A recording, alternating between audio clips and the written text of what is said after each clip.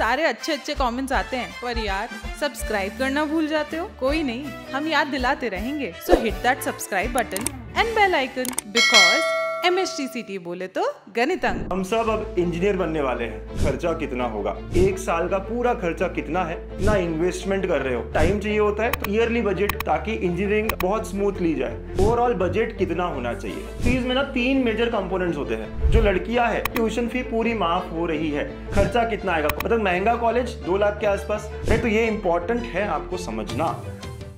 Hello बच्चों, welcome to गणित अंक। कैसे आप सब लोग।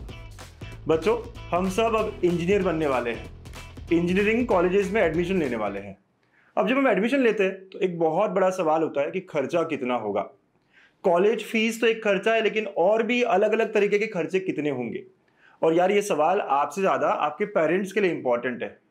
पैसा जो है इतने जल्दी अवेलेबल नहीं होता, मतलब हमें बहुत ज़्यादा एफर्ट देकर, बहुत सारे पेरेंट्स होते हैं जिन्हें जमा करना पड़ेगा अच्छे से। कितना पैसा लगेगा, क्या लगेगा, अचानक से अगर पता चल जाए कि इतना पैसा लगेगा तो थोड़ा टफ हो सकता है मैनेज करने में।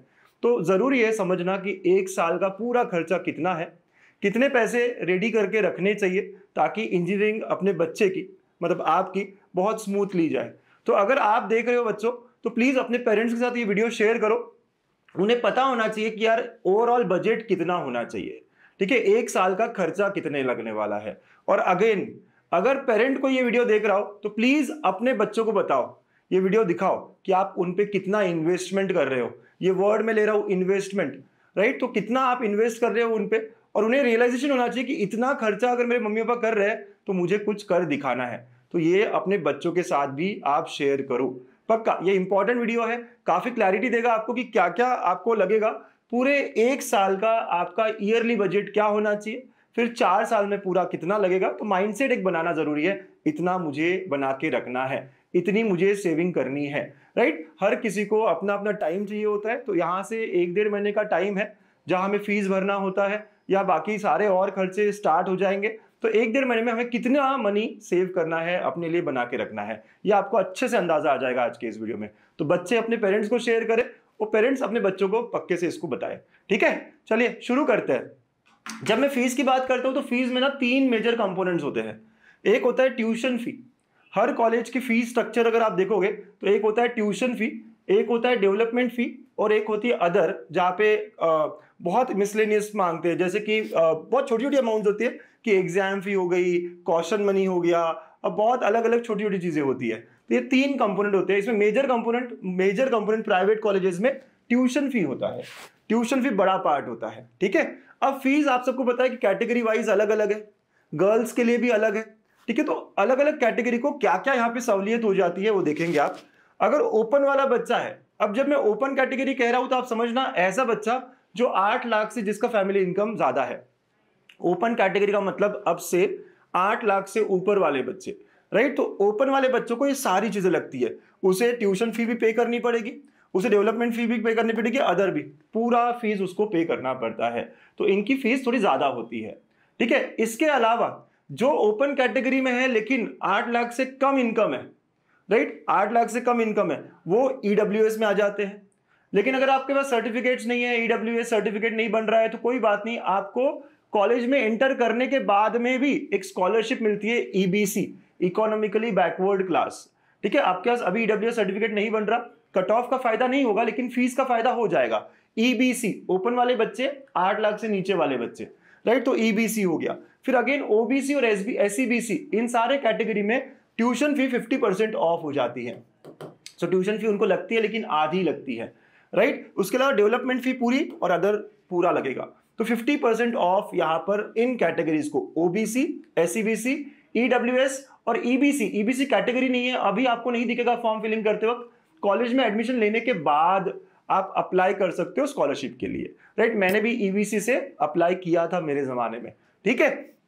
फिर इसके अलावा जो कैटेगरी है VJNT, SBC, TFWS tuition fee waiver scheme, इनको ट्यूशन फी पूरी माफ हो जाती है, राइट। तो वीजेएनटी वालों को, एसबीसी वालों को, टीएफडब्ल्यूएस वालों को, इवन गर्ल्स जो लड़कियां हैं, इन सारे कैटेगरी के फीमेल कैंडिडेट्स, देखो इन कैटेगरी के फीमेल कैंडिडेट्स को तो ऑलरेडी ये सब सहूलियत है ही, राइट। जो ओपन के या इन कैटेगरीज के फीमेल कैंडिडेट्स है उनको भी ट्यूशन फी पूरी माफ हो रही है। ये गवर्नमेंट का अच्छा रूल है। 8 लाख से नीचे अगर इनकम है, राइट, 8 लाख से नीचे अगर इनकम है, आप एक फीमेल कैंडिडेट हो तो आपको यही फीस लगेगी, चाहे आप ओबीसी से हो, चाहे आप ओपन से हो, चाहे आप कोई और कैटेगरी से हो, ठीक है। तो ये वाली फीस लगेगी आपको, तो ये माफ हो गया आपको पूरा पूरा। आपको सिर्फ डेवलपमेंट फी और अदर देना पड़ेगा जो कि छोटा कंपोनेंट हो जाता है। और आप SC ST कैंडिडेट हो तो आपको ये भी नहीं लगेगा, ये भी नहीं लगेगा, आपको बहुत ही छोटा कंपोनेंट अदर वाला लगने वाला है, ठीक है। तो ये क्लैरिटी लेना जरूरी है कि अलग अलग कैटेगरी को अलग अलग सहूलियत होती है, अलग अलग डिस्काउंट्स होते हैं, स्कॉलरशिप्स होते हैं, तो आपका ये हो जाएगा। चलिए एक दो एग्जांपल से समझेंगे कि कैसा फीस स्ट्रक्चर होता है, कितना अमाउंट वो होता है, क्योंकि आज यही जानना है मुझे, ठीक है। तो एक दो एग्जांपल ले रहा हूं मैं। ये हमारे पास है AISSMS, पुणे का एक कॉलेज है AISSMS, राइट। यहाँ पे देखो ट्यूशन फी एक हो गया, देखो आप आराम से ट्यूशन फी, और ये लास्ट ईयर का है, इस साल का अभी तक वेबसाइट पे आया नहीं है, बट आ जाएगा, पब्लिश हो जाएगा 1 महीने बाद, बट सिमिलर ही होने वाला है। तो ट्यूशन फी सबसे बड़ा कंपोनेंट 1 लाख के आसपास। तो ओपन वाले बच्चों को पूरा लगता है, आप देखो कि आधा लगता है OBC, EBC, SCBC, है ना, आपने देखा EWS, फिर उसके आगे पूरा माफ हो जाता है अगर फीमेल कैंडिडेट हो आप, राइट। अगेन VJNT वालों को, SBC वालों को पूरा माफ हो गया, SC ST वालों को पूरा माफ हो गया। तो you have to understand this कि मैंने जैसे एक्सप्लेन किया आपको, डेवलपमेंट फीस ओपन वालों को तो पूरा लगेगा, SCBC, OBC इनको भी पूरा लगेगा, फीमेल कैंडिडेट को भी पूरा लगेगा, VJNT को भी पूरा लगेगा, SC ST वालों को नहीं लगता है, राइट। यही मैंने एक्सप्लेन किया है। और ये सारा बहुत सारे अलग अलग हेड दिया है, लेकिन बहुत सारे कॉलेज में अदर बोल के ये पूरा टोटल दे देते हैं। यहाँ पे काफी अलग अलग यूनिवर्सिटी चार्जेस ये वो दिया हुआ है। तो पूरा मिला के ओपन वालों को 1,28 के आसपास फी पड़ेगी, ठीक है। अगर वही OBC, EBC, SCBC, EWS वाला है तो 76 के आसपास है। तो 1,28 से देखा अपने आधा हो रहा है ऑलमोस्ट, तो 80 के आसपास पकड़ लेते हैं, 76। अगेन अगर आप देखोगे फीमेल कैंडिडेट अगर हो या VJNT, TFWS हो, इनकी फीस सेम हो जाएगी। जैसे मैंने कहा VJNT, SBC और TFWS, और या फीमेल हो आप इसके पहले के कैटेगरीज में, तो आपको 24-25 हजार के आसपास फी पड़ती है। अगर आप SC ST कैंडिडेट हो तो आपको 8,850। तो इतना फर्क पड़ता है फीस में कैटेगरी वाइज, राइट। ये होती है आपकी फीस, ठीक है। ये एक एग्जांपल लिया।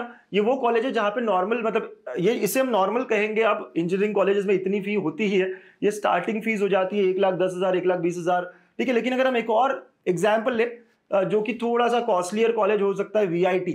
तो अगर हम VIT की बात करें तो VIT कॉलेज में अगर देखोगे तो ओपन कैंडिडेट को आप देखो 1,92,000, मतलब 2 लाख के आसपास लग रहा है, right. OBC, EBC, EWS, SCBC, ये चारों कैटेगरीज देखोगे तो 1,11,000 के आसपास। तो 2 लाख के आसपास ओपन वालों का है, और इन कैटेगरी का 1,10,11,000 के आसपास है। VJNT, SBC, राइट, ये जो है ये TFWS, इनका 30,000 के आसपास है। और SC ST के लिए अगर देखोगे तो 6,000 के आसपास है, क्योंकि इन्हें सिर्फ अधर वाली फीस लग रही है, आप समझ रहे हो। और अगर गर्ल कैंडिडेट है तो अगेन 30,000 के आसपास, जो कि VJNT वालों की फी है, ठीक है। तो ये फीस स्ट्रक्चर है। ये हायर साइड वाला कॉलेज है, मतलब महंगा कॉलेज 2 लाख के आसपास, और थोड़ा कम वाला मतलब सिंपल, जो फीस जिनकी थोड़ी सिंपल है, अच्छी है, कम है, वो 1,20,000 के आसपास। मुंबई के बहुत सारे कॉलेजेस की फीस इसी के अराउंड है। तो मुंबई के कॉलेजेस की फीस अगर मैं बताऊं तो यही कंपोनेंट्स इसी तरीके से होते हैं, राइट। भले ही माइनॉरिटी कॉलेजेस हो, लेकिन अगर आपने कैप रजिस्ट्रेशन के थ्रू एडमिशन ली हो तो आपको यही फी लगती है, ठीक है। ये इंपॉर्टेंट बात है। चलो अब थोड़ा ना टेबल में समझते हैं इन सारी बातों को। खर्चा कितना आएगा, कॉलेज की फी तो समझ गए आप, अंदाजा आ गया आप सब लोगों को, कैटेगरी वाइज कितना होगा, क्या होगा। अब हम थोड़ा एवरेज लेकर चलते हैं। आपको समझ में आया कि 1.2 लाख से लेकर 2 लाख के बीच में, हाँ 1.25 लाख से 2 लाख के बीच में कॉलेज फी होती है। अगर मैं यहाँ पे बात करूं, एक एग्जाम्पल ले लूं कि यार 1.5 लाख मेरा कॉलेज फी है, क्या है, 1.5 लाख पकड़ता हूं मैं। आपको कितना बना के रखना है अंदाजा दे रहा हूं, राइट। ये ओपन वाले बच्चों के लिए। वैसे अगर कैटेगरी वाले बच्चों के लिए देखोगा तो ये 80,000 के आसपास आ जाएगा, 80-85,000। तो 85K अगर OBC, SCBC, EWS, EBC वाले बच्चे हो, राइट। अगेन फीमेल गर्ल्स को भी यहीं पे ले लेते हैं, है ना। गर्ल्स कैंडिडेट जो 8 लाख से कम है इन कैटेगरी के, उनको भी ले लेते हैं यहाँ पर इसी कैटेगरी में। इनकी फी अराउंड 30-35,000 के आसपास आ जाएगी, और ये वाले बच्चे अराउंड 8,000 के आसपास आ जाएगी, ठीक है। 6,000, 8,000 ऐसी फी आ जाएगी। तो ये आपकी फी हो गई कॉलेज की, जो आपको रेडी रखनी है, ठीक है। अब बात है हॉस्टल्स की। मैं पहले पुणे कॉलेज की बात कर रहा हूं। यहाँ पे पुणे कॉलेजेस में आसपास हॉस्टल्स है, बिल्कुल खुद के हॉस्टल्स भी है, राइट। कुछ कॉलेजेस जैसे VIT हॉस्टल थोड़ा दूर है, 2 किलोमीटर दूर है, तो लोग आसपास रहना प्रीफर करते हैं। हॉस्टल सबको मिलता भी नहीं है, तो मैं यहाँ दोनों बातें बताऊंगा, हॉस्टल्स या PG, राइट। सो हॉस्टल और PG दोनों की बात करूंगा। अगर एक मोटा मोटा अमाउंट लूं मैं साल भर का कितना लगेगा हॉस्टल का, तो अराउंड 1 लाख के आसपास हॉस्टल का लगता है। अगेन सारे कैटेगरीज हॉस्टल में कैटेगरी का बेनिफिट होता है क्या, तो फीस भरते वक्त तो नहीं होता, बट आप स्कॉलरशिप्स, पंजाब राव स्कॉलरशिप्स हो गए, या फिर SC ST के लिए अलग से स्कॉलरशिप होती है जहां पे आप काफी अमाउंट को रिएम्बर्स कर सकते हो, वो आप बाद में अप्लाई कर सकते हो। लेकिन आप अभी सभी लोग हॉस्टल की फी 1 लाख ले सकते हैं। अगेन आई एम सेइंग कि अभी 1 लाख बता रहा हूं मैं, डरना मत, राइट। लेकिन आपको स्कॉलरशिप मिल जाती है, 60-65 हजार की स्कॉलरशिप यहाँ पे कैटेगरी वाले बच्चों को मिल जाती है, SC ST वालों को। और भी स्कॉलरशिप्स होती है जो आप आखिर में देखोगे, और आप मतलब मांग सकते हो, गवर्नमेंट से स्कॉलरशिप ले सकते हो। अगर हम PG की बात करें तो पुणे में अगर आप देखो रहने का खर्चा जो है तो 5 से 7 हजार रुपए है मंथली। अगर आप देखो 5 to 7, अगर मंथली बात करूं तो 5K to 7K। अगेन कितना जुगाड़ आप करते हो उसके ऊपर है, ठीक है। कुछ लोग होते हैं जो 1 BHK लेके 4 लोग रह जाते हैं, तो 1 BHK 10-12 हजार में मिल जाएगा तो और सस्ता हो गया। तो डिपेंड करता है कि आप कितना मैनेज कर रहे हो, कितना अपना खर्चा सेव कर रहे हो, आसपास कितने ज्यादा आप सर्च कर रहे हो। मैं जब रहता था तो मेरे वक्त भी हॉस्टल 50-60 हजार का होता था, और मैंने तो 1000 रुपए का ही रूम ले रखा था आसपास का। तो आप कितना अच्छे से रिसर्च करके वहां पहुंचे उसके ऊपर डिपेंड करता है, बट हम अंदाजा लेते हैं 5000-7000 हजार के आसपास रहेगा। इंटू 12 कर दे तो 60-70 हजार के आसपास आपको इसका लगेगा। तो 70K आप PG का चार्ज होने वाला है, राइट। 70K आपको PG का चार्ज होगा। तो इनमें से दो में से एक ही लगेगा, या तो आप ये रहोगे या तो यार रहोगे, राइट। तो आइदर और हो गया, नहीं है, ठीक है, ओके। अब मेस की बात करें तो यहाँ पर पुणे में 3500 से 4000 रुपए अब महीने का मेस है। 3500 से 4000 रुपए महीने का मेस या टिफिन जो भी आप लगाओगे, तो इंटू 10 कर लो, क्योंकि 1-2 महीने छुट्टी रहती है, आप घर चले जाते हो। 35,000-40,000 के अराउंड आपका खर्चा मेस का होगा। तो हम पकड़ लेते हैं 40,000 यहाँ पर, ठीक है। अदर एक्सपेंसेस, बहुत बार आने जाने का, ट्रैवल का खर्चा, कभी ऑटो से चले गए, कभी बुक्स लेने हो, कभी कुछ करने हो, राइट। मैं लैपटॉप वगैरह नहीं मांग रहा यहाँ पे, बस अपना खुद का पॉकेट मनी 3 से 4 हजार रुपए पॉकेट मनी है, तो एक साल का हम उसको भी 40 हजार के आसपास रख सकते हैं। अगेन ये अपना अपना है, थोड़ा आप खर्चा कम कर सकते हो। तो अभी के लिए अगर मैं डिस्कार्ड भी कर दूं तो ये देखो कितना हो गया, ये भी 1.5 लाख के आसपास हो गया। तो अगर मैं ओपन कैटेगरी वाला बच्चा हूं तो मुझे ये 1.5 लाख कॉलेज फी और ये मिला के 1.5 लाख, तो अराउंड 3 लाख रुपए पर ईयर लगने वाले हैं, राइट। ये इंपॉर्टेंट इंफॉर्मेशन हुई है हमारे लिए। 3 लाख के आसपास मुझे पुणे के कॉलेजेस में हर साल का लगने वाला है। अगर कैटेगरी वाले बच्चे भी हो तो अगेन ये 1.5 लाख पकड़ लेते हैं, पूरा मिला के सेम ही होगा 1.5 लाख, ठीक है, सेम। तो ये आप पकड़ोगे तो अराउंड 2.2 लाख रुपीज लगने वाले हैं। अगेन ये भी 1.5 लाख इतना ही होगा सर, इन तीनों का मिलाकर। खाना पीना ये सब तो सिमिलर ही होगा ना सर, तो अराउंड 1.8 लाख पर ईयर हो सकता है। और यहाँ पे भी अगर ये 1.5 इनका लगा सर तो अराउंड 1.5 लाख लग सकता है। मैं फिर कहता हूँ कि ये कैटेगरी वाले बच्चों को इसमें भी स्कॉलरशिप मिल जाएगी, तो 70-80 हजार रुपए में साल का हो सकता है पूरा पूरा आपका, ठीक है। लेकिन अगर आप मैक्सिमम साइड में भी देखो तो आपको इतना स्कॉलरशिप, इतना पैसा बना के रखना है, जमा करके रखना है, रेडी रखना है। ये 1 साल का है इंटू 4 ईयर्स, तो ये आपका पुणे कॉलेजेस में खर्चा है, ठीक है, पक्का। और अगर यही बात हम मुंबई के कॉलेजेस के बारे में बात करें, मुंबई में थोड़ा सा एक्सपेंसिव, जैसे मैंने कहा कॉलेज की फीस अराउंड 1.8 लाख के आसपास होगी, राइट। अगर ये 1.8 लाख है तो इसका 1.1 लाख के आसपास होगी। अगर इसकी बात करें तो इसकी 35-40,000 के आसपास होगी, इसकी आप देखोगे 10-12 हजार के आसपास होगी, ठीक है। तो ये कॉलेज की फीस होगी। हॉस्टल्स होते ही नहीं है मुंबई कॉलेजेस में, हॉस्टल्स होते ही नहीं है, राइट। बहुत कम कॉलेजेस है, VJTI है जहां हॉस्टल भी हो, जो सस्ता भी है। अदरवाइज आप SPIT का हो, नहीं है हॉस्टल, राइट। थाड़ोमल, DJ सांग भी हॉस्टल्स नहीं है, आपको आसपास PG लेकर ही रहना पड़ता है। अगेन PG का कॉस्ट या थोड़ा ज्यादा, अगेन आप कितने पास रहते हो कॉलेज से, कितना दूर रहते हो उसके ऊपर डिपेंड करता है। जुगाड़ कितना करते हो, 4 बच्चे मिलकर रह रहे हैं क्या, राइट। ये सारी चीजें होती है। 4 बच्चे मिलकर यहाँ पे 15,000 में फ्लैट मिल सकता है, तो आप कितना मैनेज कर रहे हो उसके ऊपर है। लेकिन स्टिल थोड़ा हायर साइड पे हम ऐसे पकड़ते हैं, जैसे हमने पुणे में देखा था कि 5 से 7 हजार, यहाँ 7 से 10 हजार हो सकता है। हाँ, 7 हजार से 10 हजार पर मंथ हो सकता है। तो हम यहाँ पकड़ते कि 1 लाख रुपए आपका रहने का हो जाएगा आप PG में, राइट। PG में तो कोई स्कॉलरशिप नहीं होती ना सर, बराबर, यस। हॉस्टल की बात ही नहीं कर रहा मैं यहाँ पर, मुंबई में हॉस्टल की कोई बात ही नहीं हो रही है, ठीक है। फिर मेस यहाँ पर भी सिमिलर ही होगा, 4 हजार के आसपास ही होता है। लेकिन अगर आपने थोड़ा सा और अच्छा देखा तो 4.5 हजार भी हो सकता है, तो आप थोड़ा ज्यादा पकड़ सकते हो यहाँ पे 45। खाने पीने का खर्चा सिमिलर ही होता है यहाँ पे, राइट, यस। अब मुंबई में पॉकेट मनी 3,000 3,500 हजार थोड़े कम हो जाएंगे, क्योंकि आपको बहुत बार मेट्रो से ट्रैवल करना है, कुछ और करना है, थोड़ा सा ज्यादा आपको लग सकता है, ठीक है। तो यहाँ पे आप 4,000 भी पकड़ोगे तो यहाँ पे पॉकेट मनी के अराउंड 45,000 आप ले सकते हो, या 50,000 आप ले सकते हो। ये जो है ना, ये आपके ऊपर है, कितना आप कम करते हो, कितना आप सेव करते हो, ठीक है। हम हमारे वक्त तो इतना भी नहीं करते थे, ठीक है, लेकिन मैं ऐसे पकड़ रहा हूँ, ठीक है। तो अगर हम अब टोटल करें तो ये 1.8 और ये 1.9, तो 3.7 लैक्स के अराउंड इसका साल का जा रहा है, अगर आप मुंबई में कर रहे हो, ठीक है। अगर कैटेगरी वाले बच्चे हो देखो ये पूरा 3 लाख के आसपास जा रहा है, ठीक है, 1.9 और ये 2.25 के आसपास जा रहा है, राइट। और ये अगर देखोगे तो अराउंड 2 लाख के आसपास जा रहा है। तो ये आपका खर्चा होने वाला है 1 साल का, अगर आप मुंबई के कॉलेजेस में ले रहे हो। अगर आप अपने आसपास के कॉलेजेस में ले रहे हो तो आपका खर्चा बहुत कम हो जाएगा, फीस भी कम होती है, रहने खाने पीने का बहुत ड्रास्टिक चेंज हो जाता है। नासिक में या फिर कोल्हापुर में या फिर मतलब संभाजी नगर साइड या अमरावती साइड या नागपुर साइड ये खर्चा काफ़ी कम हो जाता है, ठीक है। तो ये Pune Mumbai most of the लोगों को यही जानना होता है कि हम जाने तो वाले हैं, कितना फीस कितना लगेगा। वीडियो बहुत अच्छा लगा होगा तो प्लीज़ कमेंट करके बताना, और मैंने जैसे कहा अपने पेरेंट्स को बताओ, या पेरेंट्स प्लीज़ अपने बच्चों को बताओ। ये रिक्वेस्ट है, शेयर करो अपने सारे ग्रुप्स में जितना हो सकता है, ठीक है। अब एक इंटरेस्टिंग कुछ बातें, बहुत सारे बच्चों को लगता है कि गवर्नमेंट कॉलेजेस में फीस कम होती है। कितने लोगों को लगता है? सारे कैटेगरी के लिए कम होती है क्या?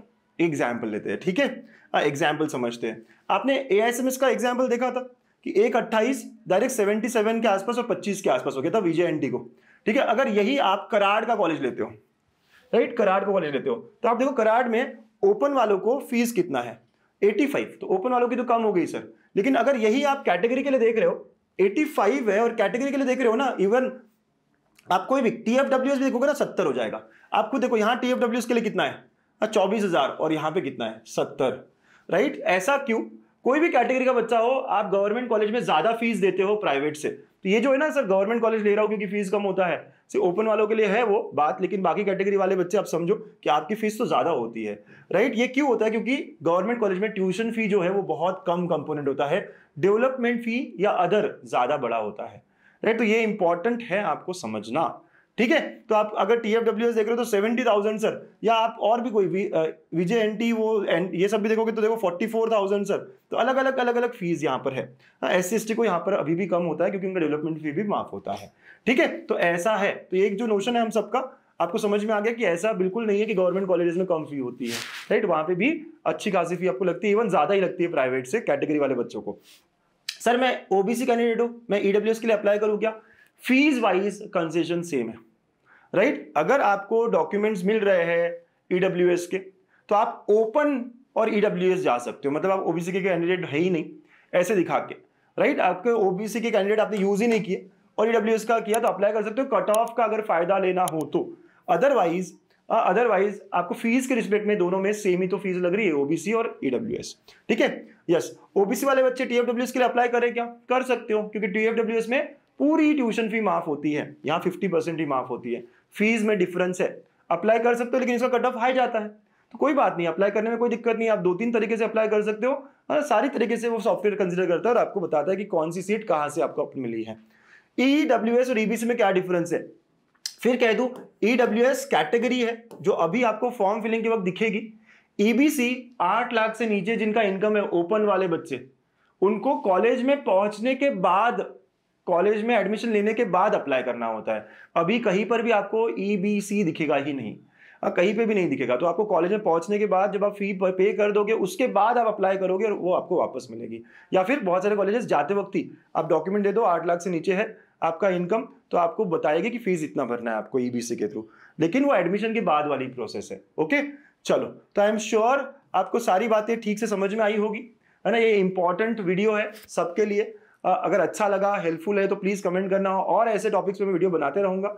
इंजीनियरिंग मैथ्स साथ में करेंगे, ठीक है। सारी जर्नी आगे की साथ में होगी, मैं हमेशा आपके साथ हूँ। इसके अलावा यार नोटिफिकेशन तो आया है कि रजिस्ट्रेशन 28 से शुरू होगा, मतलब कि ट्विटर पे जो ट्वीट देखा है, एक्स पे जो ट्वीट देखा है हमारे एजुकेशन मिनिस्टर का, बट अभी तक वेबसाइट पे कुछ नहीं आया है, राइट, पोर्टल पे कुछ नहीं आया। जब भी आएगा मैं अपडेट करते रहूंगा आपको, ठीक है। ओके, चलो, so this is all for the day. I am sure सारी इन्फॉर्मेशन हेल्पफुल रही है आपको। कोई क्वेरी हो, कुछ हो तो आप इस नंबर पे भेज सकते हो। Bye bye, take care, keep exploring.